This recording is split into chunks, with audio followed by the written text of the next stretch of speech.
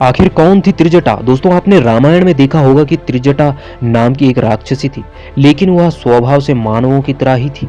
उन्होंने माता सीता का ध्यान रखा जैसे कि एक माँ अपनी पुत्री का ध्यान रखती है। माता सीता भी उन्हें माँ कहकर पुकारती थी। आखिर त्रिजटा किसका अवतार थी? आखिर कैसे मिला त्रिजटा को यह सौभाग्य? तो दोस्तों शुरू करते हैं इस कहानी को।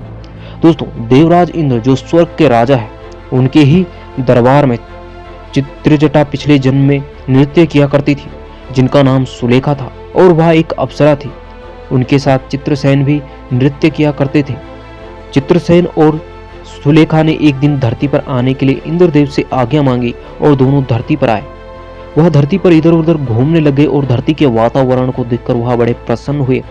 वह एक नदी के किनारे गए और नदी में स्नान करने लग गए। सुलेखा और चित्रसेन दोनों एक दूसरे पर पानी फेंक रहे थे और वहीं पर दुर्वासा ऋषि तप कर रहे थे।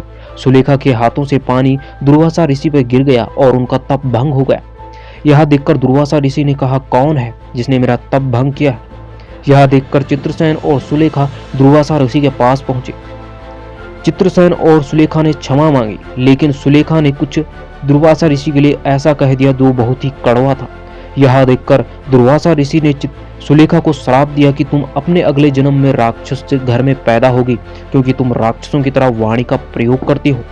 यह देखकर सुलेखा ने उनसे क्षमा मांगी, लेकिन दुर्वासा ऋषि जैसे ही उनका क्रोध शांत हुआ तो वह बड़े दयालु भी है। भले ही उन्हें क्रोध आ जाता है, वह बड़े दयालु है और उन्हें बड़ी दया आई कि उनसे क्रोध में यह क्या हो गया।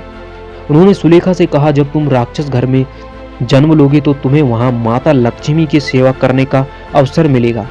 त्रेता युग में जब माता लक्ष्मी सीता जी के रूप में धरती पर जन्म लेंगी और प्रभु श्री राम जो विष्णु के अवतार होंगे वह धरती पर अवतरित होंगे, तो तुम्हें अपने राक्षस जन्म में इन दोनों के दर्शन के सौभाग्य प्राप्त होंगे और माता लक्ष्मी यानी माता सीता के सेवा करने का अवसर मिलेगा।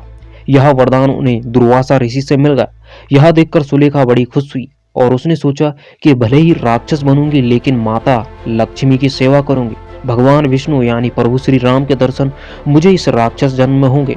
उसके बाद सुलेखा ने अपने इस अप्सरा रूप को त्याग कर वह लंका में एक राक्षसी के घर में जन्म लिया।